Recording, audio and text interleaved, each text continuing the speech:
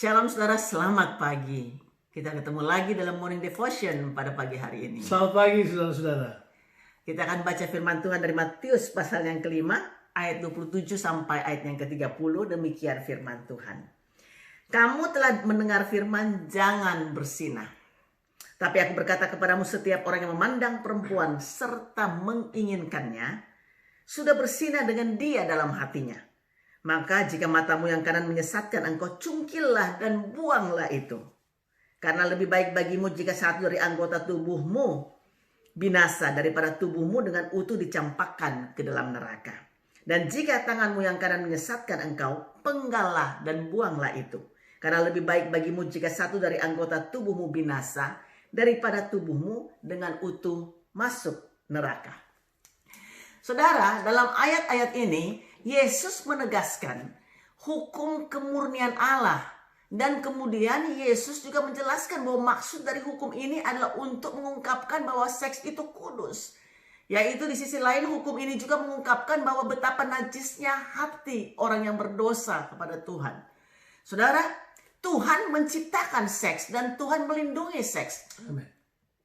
Tuhan juga berhak untuk mengaturnya dan juga menghukum orang-orang yang melanggar ketentuan-ketentuan mengenai seks yang telah diatur oleh Tuhan sendiri.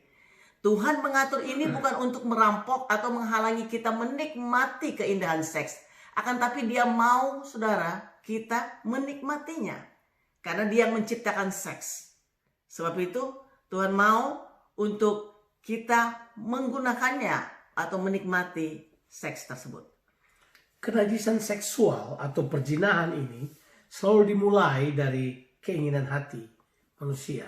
Nah, dalam hal ini tentu saja Yesus tidak mengatakan bahwa nafsu birahi itu identik atau sama dengan perbuatannya. Jelas berbeda.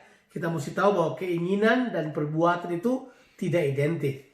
Bisa saja orang menginginkan untuk melakukan perzinahan karena tergoda olehnya, tapi di tengah jalan dia kemudian memutuskan untuk tidak mengikuti hal tersebut. Dia berhenti, dia tidak berbuat, nanti dia tidak terlibat dalam perzinahan. Tapi Yesus memberitahukan kepada kita bahwa secara rohani ada sesuatu, bahwa setara saja dalam secara rohani, karena dia berkata begini, memandang yang disebutkan oleh Yesus di situ bukanlah cuma memandang dengan sekilas, tapi sebuah tatapan konstan dengan tujuan melampiaskan hawa nafsu birahi yang ada di dalam dirinya. Ya.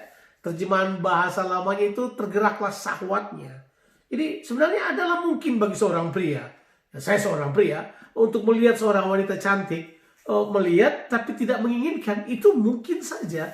Tetapi yang dimaksud di sini adalah kalau pria tersebut memberi makan nafsu indera batinnya sebagai pengganti tindakan itu, dia sudah berzina di dalam pemikirannya. Dan itu bukanlah satu kebetulan. Itu bukan terjadi, sudah direncanakan, being premeditated sebelumnya. Itu adalah hal yang Tuhan tidak menyukainya. Itu kita tahu selalu muncul dari dalam hati. Ya. Saudara, bagaimana caranya supaya kita bisa mendapatkan kemenangan dari perzinahan? Pertama harus dimulai dari hati kita. Karena ada satu ayat firman Tuhan dalam Markus 7 ayat 21, dari dalam hati timbul segala kenajisan. Kita perlu untuk menjaga hati kita. Saudara, kita juga perlu untuk diubahkan pola pikir kita, yaitu perubahan berpikir ke arah Kristus. Ini yang perlu. Dan kita juga perlu untuk mendisiplinkan tubuh kita, yaitu dengan mempersembahkannya kepada Tuhan.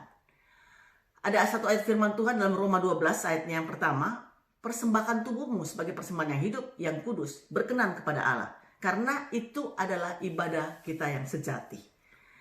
Kita tahu bahwa tubuh kita ini adalah bukan untuk percabulan, tapi untuk Tuhan. Dan Tuhan untuk tubuh. Kalau saudara mau lihat, ada dalam firman Tuhan dalam 1 Korintus pasalnya yang ke-6. Itu dalam ayat yang ke-13b. Nah, kalau saudara baca di Matius 5 tadi, ayatnya yang ke-29 dan ayatnya yang ke-30, Yesus berkata begini, ada dua anggota tubuh kita dalam hal perzinahan yang memang perlu didisiplin secara ketat. Yang pertama adalah mata, yang kedua adalah tangan. Tahukah saudara, dalam urusan seksualitas, Tentunya mata dan tangan ini memegang peranan penting, apalagi bagi seorang pria.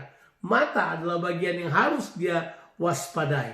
Nah, untuk menjaga supaya mata dan tangan kita sebenarnya disiplin dia, kalau perlu cungkil atau penggal, daripada kamu punya hal yang komplit tapi masuk dalam neraka. Jadi dia mau beritahu buat kita bahwa kita perlu mendisiplin kehidupan kita dalam kekudusan seksualitas, supaya kita tidak terjebak kepada perzinahan yang dilarang tentunya. Nah, kita sebagai orang percaya perlu mengerti hal ini, bahwa perzinahan itu dimulai dari dalam, dan Yesus mau supaya kita menghentikannya dari dalam. Bukan berpura-pura dari luar kelihatan oke, tapi di dalam kita hancur, kita berantakan dari dalam.